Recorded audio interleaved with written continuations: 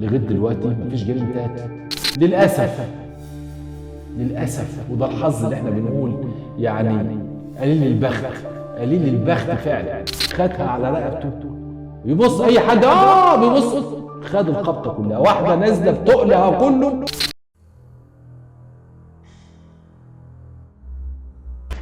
إن عواقب ارتكاب الجريمة وخيمة جدا، ستودي بك إلى أوضاع مأساوية حزينة.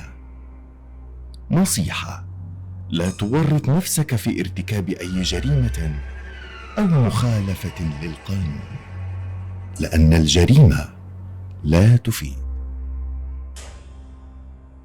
ساعة مع حنفي. اهلا بيكم، اهلا بكل مشاهدي قناه ساعه مع حنفي، قناه معنيه بعالم الجريمه. مش هنقدر ان احنا ننهي على الجريمه، لكن نقدر نحد منها. تعال نشوف الجريمه دي اللي حصلت في محافظه كفر الشيخ. الجريمه تمت داخل مستشفى الجامعي بكفر الشيخ. تخيلوا جريمه قتل داخل مستشفى جامعي.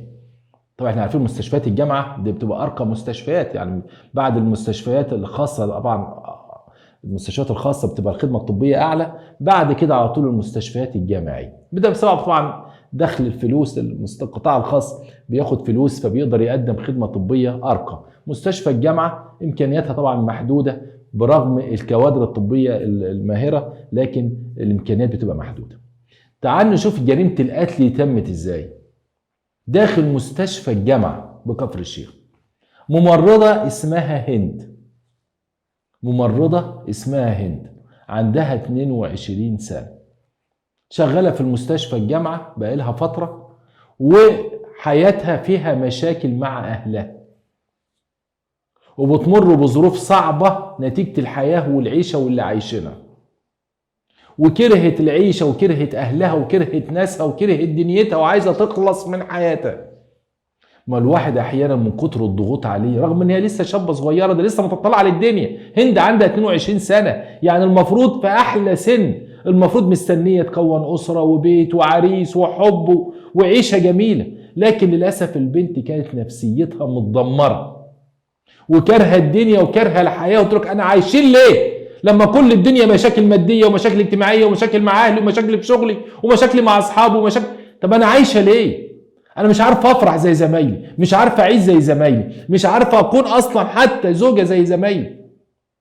فالبنت كانت بظروف نفسية غير عادية، فهي في المستشفى مش طايقة نفسها، فحالتها فواحدة قالت لها يا شيخة أنت هتصدعينا ليه؟ ما تروحي تموتي نفسك، مفيش حاجة عجباكي؟ ما تروحي تموتي نفسك.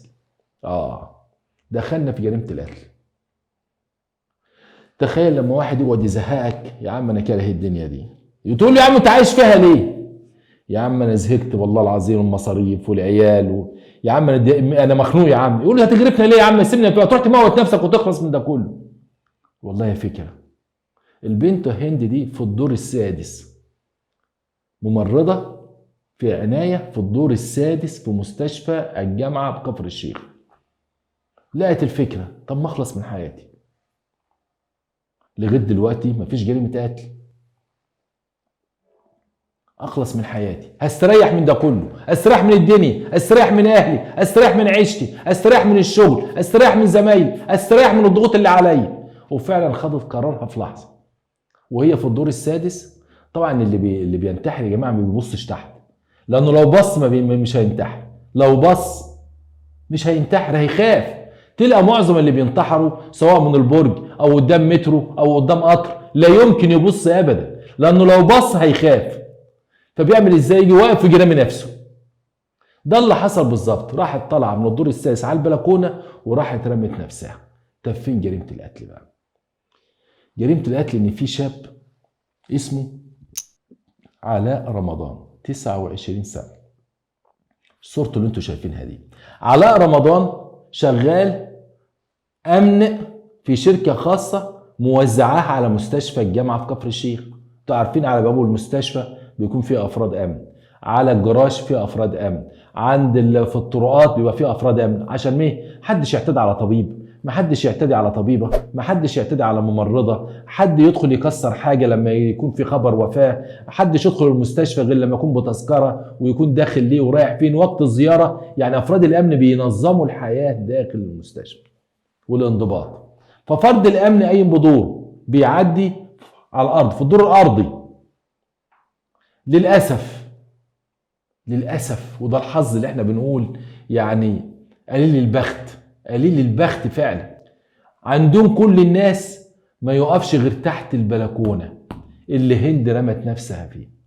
لما وقعت فبيبص كده، لما لقى واحدة بتصرخ بيبص، فبصته دي جت جسم الممرض ده كله في وشه وفي رقبته كسر في الرقبة. انتوا عارفين طبعا كسر الرقبة حتى في الصعقة والحاجات دي في مسكة معينة للرقبة بتموت في الحال. كسر الرقبة الولد على طول خدها على رقبته، بيبص اي حد بيبص، خد الخبطة كلها، واحدة نازلة بتقلها كله.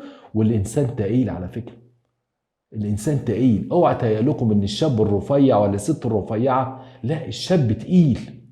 اي جسم انسان تقيل مات في الحال، اتقتل في الحال. هنقول طبعا هي مش قصده، هي بتنتحر، لكن هو نزل ميت في الحال. الاغرب من كده ان هي ما جرالهاش حاجه. هند لما هو تلقى الصدمه هي ما جرالهاش حاجه، بعض الردود على جسمها وهي في المستشفى دلوقتي، حتى مش في العنايه المركزه، في غرفه عاديه. طب واللي اتقتل ده مين هيحاسب؟ اللي مات ده نقدر نقول ان هو دي وفاه طبيعيه؟ لا، مش وفاه طبيعيه. اللي رمت نفسها دي جنايه. الانتحار في حد ذاته لو ماتت مفيش مشكله، لكن انت سببتي في موت واحد تاني، المفروض تتعاقبي على قتله. مالناش دعوه بظروفك النفسيه والضغوطات اللي عليك، ما كلنا عندنا ضغوط وكلنا عايشين في حاله من الملل والزهق نتيجه الظروف الاقتصاديه، لكن ما حدش بيفكر في الانتحار. انت لما انتحرت دلوقتي بسبب اللي انت عملتيه، موتي شاب لسه متجوز بقاله 10 شهور، مراته والده من شهر، لسه ما فرحش ببنته ولا ابنه ليه للدنيا، لسه عريس متجوز بقاله 9 اشهر، مراته لسه والده، ما لحقش يفرح بابنه ولا بنته. هتقول ما كنتش اقصد، انا كنت بفكر انا اللي اموت، هو اللي مشي تحت البلكونه. يا ترى هنا دي جريمه قتل ولا دي مش جريمه قتل؟ طب هي تستحق العقاب لما تفوق بقى وتطلع ولا ما تستحقش العقاب؟ طب الانتحار، الانسان اللي بيحاول ينتحر وما بيعرفش، رمى نفسه قدام مترو لكن تم انقاذه، رمى نفسه من البرج بس كان فيه عربيه معديه عليها مراتب، هل هنا الشخص ده يتعاقب ولا ما يتعاقبش؟ هنترك لكم التعليقات، لكن في النهايه نقول ايه؟ عايزين كلنا نترحم على علاء رمضان 29 سنه، العريس اللي ما لحقش يفرح بالمولود بتاعه او بمولدته. عايزين ندعو له بالرحمه، ربنا يرحمه ونحتسبه عند الله. ده كان بيشتغل يا جماعه، شغلته دي نحتسبه عند الله شهيد. وعايزين كل اللي شايفيننا دلوقتي يكتب الله يرحمه لعل الله يستجيب. لكن هنقول ايه؟ لله الامر من قبل ومن بعد. اشكركم.